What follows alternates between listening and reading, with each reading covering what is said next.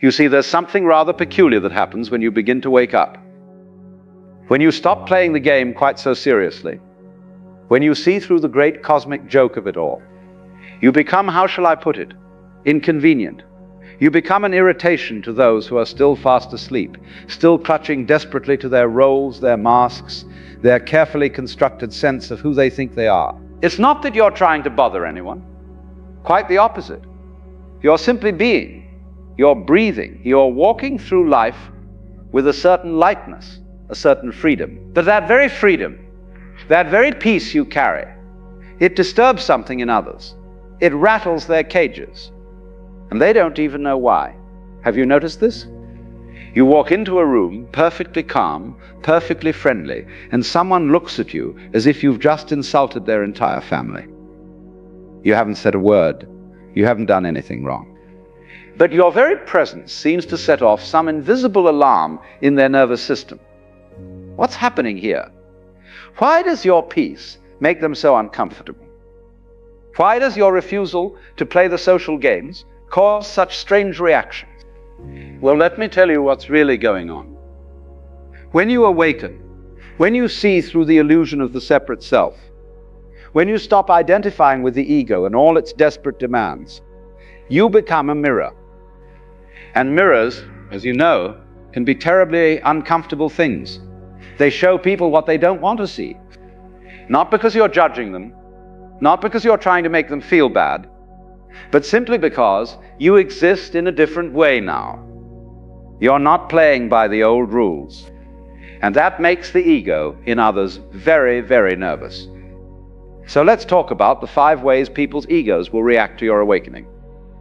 Not so you can feel superior, mind you. That would just be your own ego sneaking back in through the side door. But so you can understand what's happening. So you can respond with compassion instead of confusion. So you can continue to walk your path without being thrown off by these reactions. When you stop defending yourself, when you stop justifying your choices, when you simply say no without a paragraph of reasons, something strange happens. People get upset. They demand explanations. They want you to prove that you have a good reason for living the way you live. You see, the ego loves to judge.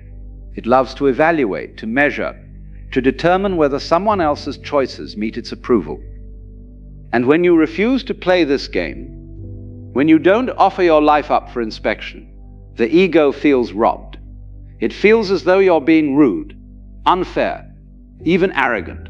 But here's the thing. You don't owe anyone an explanation for your existence. You don't need permission to be. You don't have to justify your peace, your choices, your way of moving through the world. When you're asleep, you probably spent enormous amounts of energy trying to make others understand you, trying to prove that you were living correctly. But now you've seen through that trap. You've realized that no amount of explaining will satisfy the ego's hunger for control. So what happens? People get irritated. They accuse you of thinking you're better than them. They say you've become distant, cold, difficult to reach. But you haven't changed in the way they think. You simply stopped performing. You stopped auditioning for a role in their drama. And the beautiful thing is, you don't need to argue about it. You don't need to defend your refusal to defend yourself. You simply smile, perhaps, and go about your business, like water flowing around a rock. The rock can complain all it wants, but the water just keeps flowing. Number 2, they will test you to see if you're real.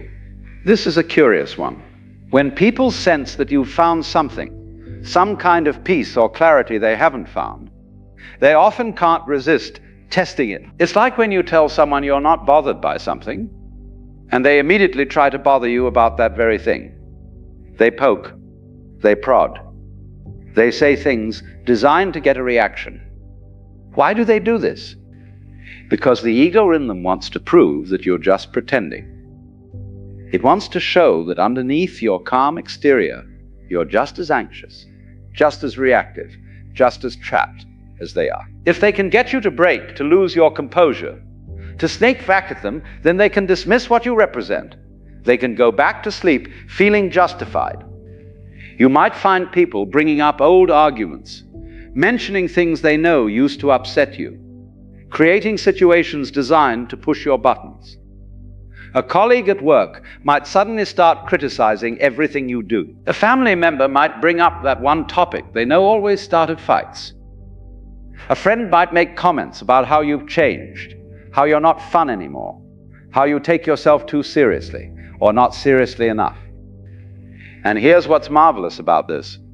If you react, if you get defensive or angry or upset, their ego wins. It gets to say, see, I knew it, you're not really at peace, you're just putting on an act. But if you don't react, if you remain calm and present, their ego gets even more irritated. Because now it can't dismiss you. Now it has to face the possibility that what you have might be real. So what do? You let them test.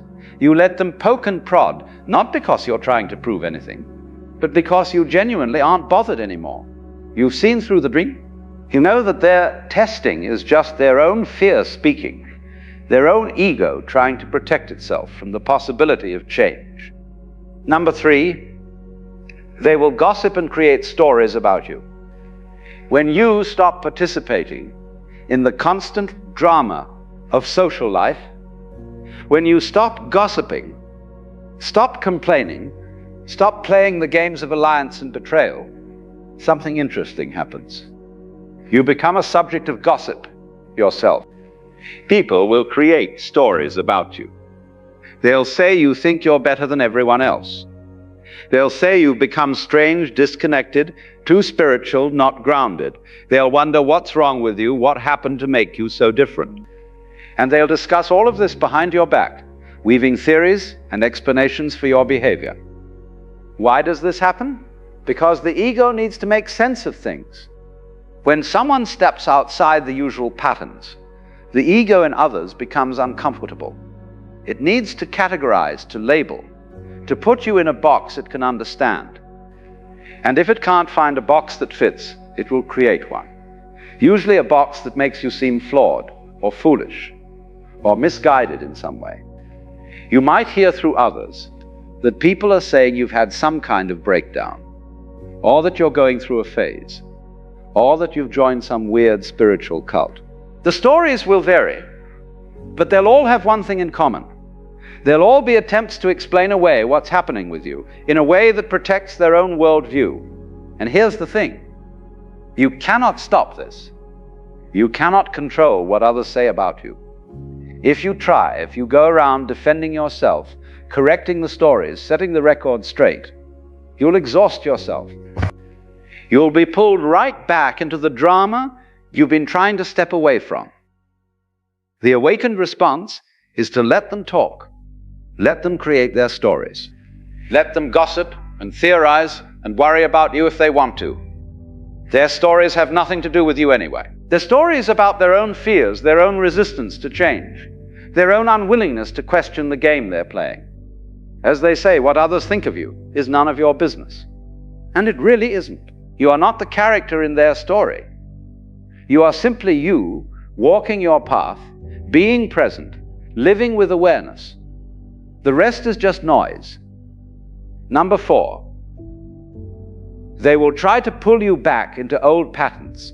This one can be particularly tricky, especially with people you've known for a long time. Family members, old friends, people who knew you before you woke up. They remember the old you. The you who played the games, who got upset about the things they got upset about, who participated in all the usual dramas. And now you've changed. You don't react the same way. You don't get pulled into the same arguments. You don't play your old role in the family dynamic or the social group. And this makes them uncomfortable, very uncomfortable. So what do? They try to pull you back. They'll bring up old memories, trying to remind you of who you used to be. They'll invite you into old patterns of relating. They'll create situations where you're expected to play your old part. And if you don't, they'll express hurt or confusion or frustration. A mother might say, you used to tell me everything what happened. A friend might complain that you're not the same person anymore. that you've lost your sense of humor, that you're no fun. A sibling might accuse you of thinking you're too good for the family now. It suggests that maybe others could change too. And that's a frightening thought for the ego. Change means uncertainty. Change means the comfortable patterns might not hold. So they resist your transformation by trying to make you the same person you used to be, but you can't go back. Even if you wanted to, you couldn't. Once you've seen through the illusion, once you've tasted real freedom, the old ways of being feel like costumes that no longer fit. You can love these people. You can be kind to them. You can spend time with them. But you cannot pretend to be someone you're not anymore just to make them comfortable. So what do? You remain present. You remain loving. But you don't take the bait. When they try to pull you into an old argument, you don't argue. When they try to make you feel guilty for changing, you don't defend yourself. You simply are who you are now, and you trust that either they'll adjust to this new way of relating, or they won't. And either way, you continue on your path. Number 5, they will feel uncomfortable in your presence. This is perhaps the most subtle and the most powerful reaction. When you've awakened, when you're no longer identified with the ego and all its games, your very presence becomes uncomfortable for those who are still deeply asleep. It's not that you're doing anything wrong. It's not that you're judging them or looking down on them or trying to make them feel bad. In fact, you might be more tamed, more present, more genuinely interested in them than you ever were before, but something about your energy, your way of being, makes them squirm. Why? Because consciousness is contagious. When you're present, when you're not caught up in the constant chatter of the mind, when you're simply being, it creates a space of stillness, a space of awareness. And in that space, other people's ego chatter becomes suddenly very loud to them. They become aware, even if just slightly, of the noise in their own heads. They become aware of their own anxiety, their own restlessness, their own constant need to be somewhere else, doing something else, being someone else. Your peace mirrors their chaos. Your stillness reflects their agitation. And instead of using this as an opportunity to question their own way of being, the ego's first instinct is to blame you for making them uncomfortable. It's your fault they feel this way. You're too serious. You're too calm. You're too quiet. Something must be wrong with you if you're not as anxious and busy and worried as they are. You might notice people don't want to sit with you in silence. They fill every gap with chatter. They ask you what you're thinking, what's wrong, why you're so quiet. They interpret your presence as judgment when it's simply presence. They project onto you their own discomfort with stillness, with silence, with simply being. And here's the beautiful paradox. The very thing that makes them uncomfortable, your awakened presence, is exactly what they need. Your stillness invites them to be still. Your peace offers them the possibility of peace. Your freedom shows them that freedom is possible. But the ego resists this invitation with everything it has, because accepting it means death to the ego. It means letting go of all the games, all the stories, all the desperate attempts to prove its existence. So some people will simply avoid you. They'll make excuses not to spend time with you. They'll drift away from your life. And that's okay. You cannot force anyone to wake up. You cannot drag them into awareness. All you can do is be who you are and trust that those who are ready will be drawn to what you represent.